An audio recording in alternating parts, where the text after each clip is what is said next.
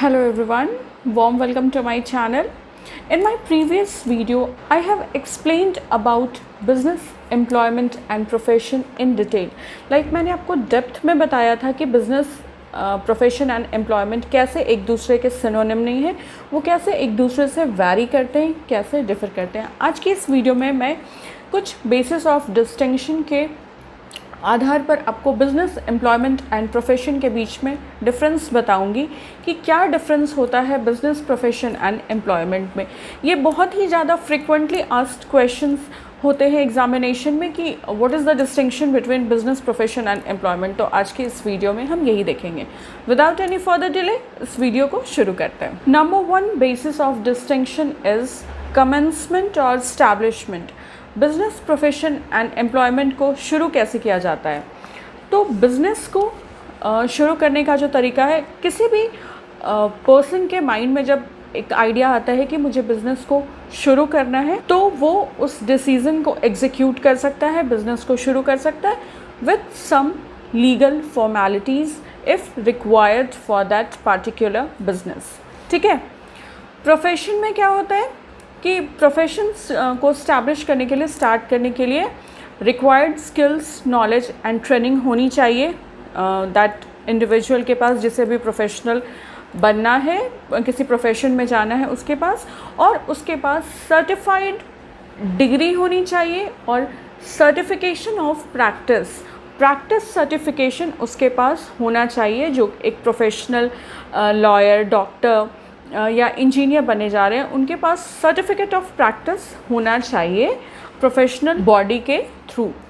Employment कैसे शुरू करते हैं? तो एम्प्लॉयमेंट के लिए किसी भी एम्प्लॉयमेंट में ज्वाइन करने के लिए या तो ज्वाइनिंग लेटर आती है या तो आपको कॉल आता है वहाँ से, जिससे आप किसी सर्विस एग्रीमेंट को एक्सेप्ट करते हुए उस एम्प्लॉयमेंट का पार्ट बनते हैं एंड देन आप वहाँ पर एम्प्लॉयड हो जाते हैं। अब हम बात करेंगे क्वालिफ़िकेशंस के बारे में कि तीनों टर्म्स में क्या क्वालिफ़िकेशंस की ज़रूरत पड़ती है।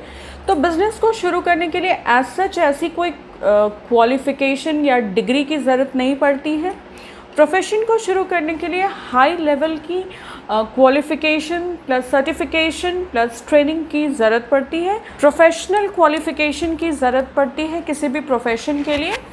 एंड एम्प्लॉयमेंट में ये डिपेंड करता है सिचुएशन पे कि किस तरीके की जॉब है, उनकी क्या रिक्वायरमेंट पर डिपेंड करता है। जहाँ पे भी आप जॉब करें, उनकी जो भी रिक्वायरमेंट, अगर उनकी रिक्वायरमेंट है कि वो ग्रेजुएट को जॉब देंगे, तो वहाँ पर हो जाता है कि ग्रेजुएशन लेवल जो है वो रिक्वायर्ड क्वालिफ़िकेशन है। कई जगह पर क्वालिफ़िकेशंस की वैसी कोई नीड नहीं होती है। तो it depends on the situation और रिक्वायरमेंट की कितना क्वालिफाइड उन्हें चाहिए या क्वालिफाइड ऐसा कुछ मेंशन नहीं है। It is completely situational case in the terms of employment. अब बात करेंगे नेचर ऑफ वर्क इन्वॉल्व्ड। तो बिजनेस में क्या नेचर ऑफ वर्क इन्वॉल्व होता है? Production, purchase, sale, resale and supply of services. Profession में क्या होता है? पर्सनलाइज्ड सर्विस प्रोवाइड करना of a specialised nature. For example, doctor है, किसी पर्टिकुलर पर्सन को वो ट्रीट कर रहा है, तो इसे हम पर्सनलाइज्ड सर्विस कहते हैं। लॉयर है, किसी पर्टिकुलर पर्सन का केस वो लड़ रहा है, तो इसे भी हम पर्सनलाइज्ड सर्विस कहेंगे। ठीक है। और एम्प्लॉयमेंट में as per the terms of conditions of work, जिस तरीके की काम उसे स्पेसिफाई करी गई है, उस तरीके का उसका नेचर ऑफ वर्क होता है। अब बात करेंगे कैपिटल के बारे में, पूंजी के बारे में। ठीक है। तो बिजनेस में capital is required as per the size of business. अगर छोटे बिजनेस किसी फॉर एग्ज़ाम्पल किसी छोटे से शॉप से शुरुआत की है किसी ओनर ने, तो उसे कम कैपिटल की ज़रूरत होगी।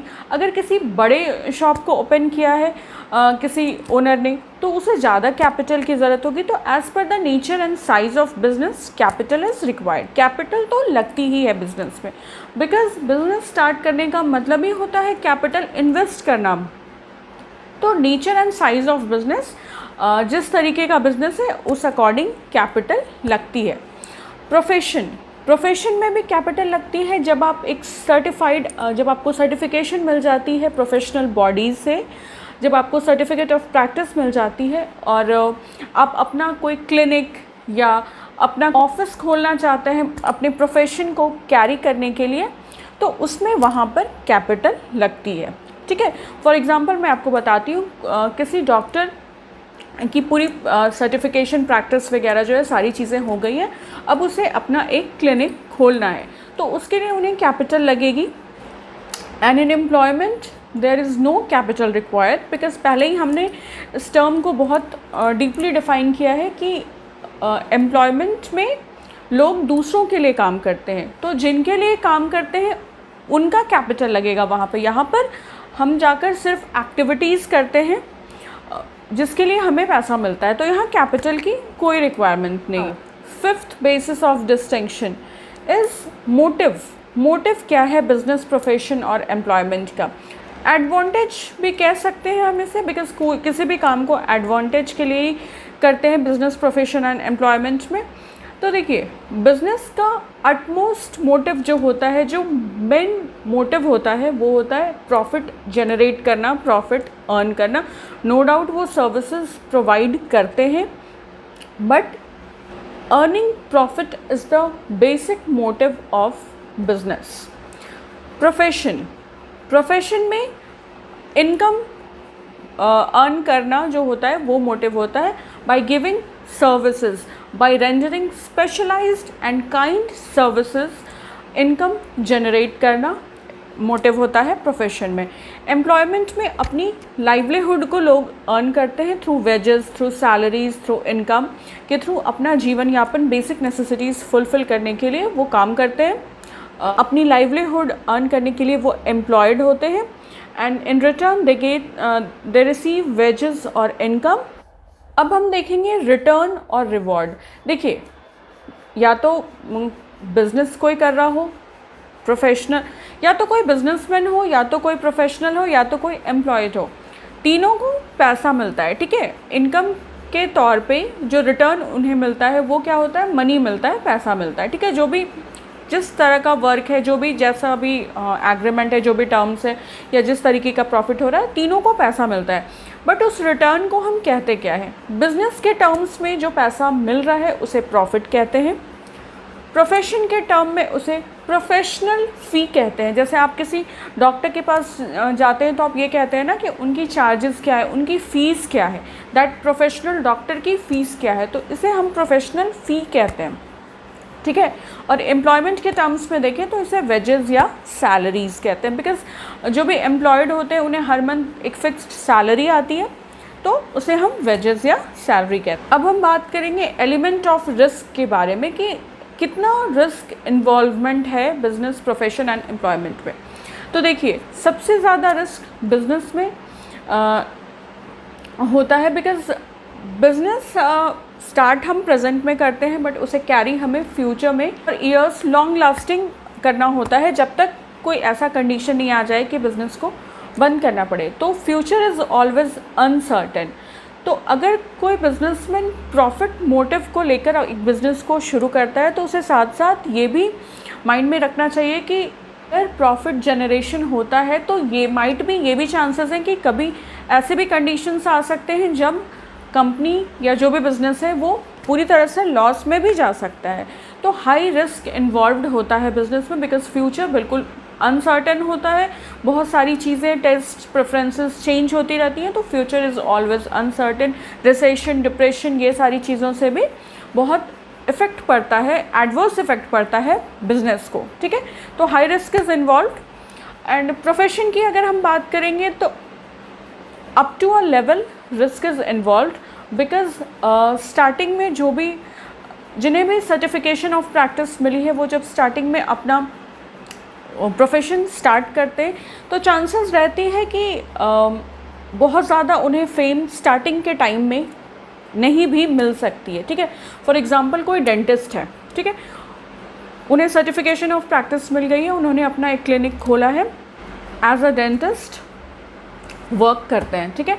बट चांसेस ये रह सकती है कि बिकॉज़ वो न्यू डेंटिस्ट है, लोग पहले से किसी रेनाउंड डेंटिस्ट के पास जा रहे हैं, तो उनका क्लिनिक उतना ज़्यादा स्टार्टिंग में फेम नहीं मिल सकता है, या हो सकता है उन्हें उतना ज़्यादा फ़ीस देने के लिए लोग अग्री ना करें, तो ये सारी इश्यूज़ रहते। तो स्टार्टिंग में कम फ़ी मिलने से जो एक्सपेंडिचर ऑफ स्टैब्लिशमेंट है वो मीट नहीं कर पाने की प्रॉब्लम होती है। फॉर एग्ज़ाम्पल कोई लॉयर, सर्टिफाइड लॉयर है और उन्होंने अभी तुरंत से अभी लॉयर की सारी कोर्स वगैरह ट्रेनिंग और सर्टिफिकेशन कंप्लीट की है, तो चांसेस ये भी होती है कि आउट ऑफ अनअवेयरनेस लोग उन्हें केस नहीं देंगे, या अगर केस देंगे भी तो उतना चार्ज, उतना फ़ी उन्हें, प्रोफेशनल फ़ी उन्हें नहीं मिलेगा जितनी मेहनत वो कर रहे हैं। तो ये सारे ड्रॉबैक्स होते हैं, तो थोड़ा रिस्क इन्वॉल्वमेंट यहाँ पे भी होता है। लेस फ़ी दैन डिज़र्व्ड का यहाँ इशू होता है। और एम्प्लॉयमेंट में एज सच कोई रिस्क नहीं होती जब तक आप अपने टर्म्स ऑफ कंडीशंस या आपका नेचर ऑफ वर्क, जो अग्रीमेंट में आपको जो काम करना है, जब तक आप उस काम को प्रॉपरली कर रहे हैं, ऐसी कोई रिस्क नहीं हो। Now most important point, transfer of ownership. Transfer of ownership मतलब जिस चीज़ पे आपका राइट है, जो काम आप कर रहे हैं वो आप काम किसी और को अपने बदले करने दे सकते हैं या नहीं, ठीक है, ओनरशिप को ट्रांसफ़र करना। तो बिज़नेस में ये पॉसिबल है with some legal formalities if required, कई बार नहीं भी ज़रूरत होती है उसकी। For example X is an owner of a business, ठीक है, कुछ टाइम के बाद वो अपने बेटे को उस, या बेटे या किसी भी फैमिली मेम्बर को उस बिज़नेस का ओनर बनाना चाहते हैं, तो वो आराम से अपने किसी भी फैमिली मेम्बर या अपने सन को उस बिज़नेस का ओनर बना सकते हैं।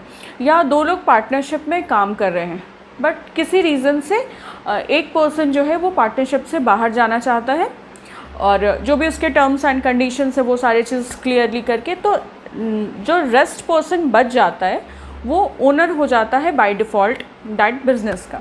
तो यहाँ पर ओनरशिप ट्रांसफ़र होती है। प्रोफेशन और एम्प्लॉयमेंट में बिल्कुल भी ओनरशिप ट्रांसफ़र नहीं होती, बिकॉज़ कॉमन सेंस की बात है ये।